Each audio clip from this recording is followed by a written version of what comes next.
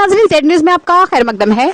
जिला पुंछ की आवाम ने हमारे ब्यूरो चीफ तालिब चौधरी को बताया कि पुंछ से जम्मू तक ड्राइवर अपनी मनमानी का किराया सवारियों से वसूल करते हैं।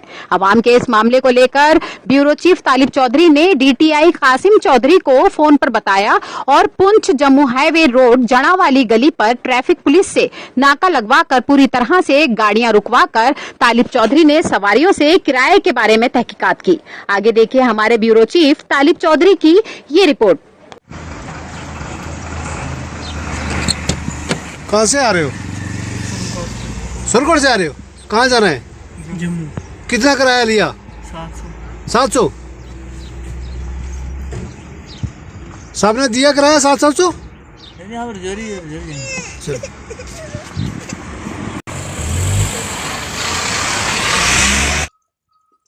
अस्सलाम वालेकुम, आदाब नाज़रीन। इस वक्त मौजूद है हम ज़िला पुंछ के जड़ावाली गली हाईवे रोड पर मौजूद हैं।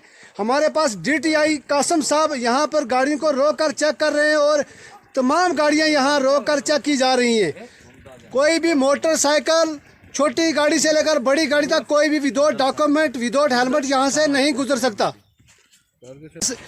डीटीआई कासिम साहब मौजूद है। कासिम साहब, क्या मैसेज देना चाहते हैं आम ड्राइवरों को? जनाब, जैसे कि हम रूटीन में अलग अलग जगहों पे नाके लगाते रहते हैं, तो जैसे कि आज हमने यहाँ पे जड़ा वाली गली में यहाँ पे नाका लगाया है, तो हमें जो भी वायलेटर ट्रैफिक वायलेशन जो भी करता है ड्राइवर, उसके ख़िलाफ़ कार्रवाई करते हैं।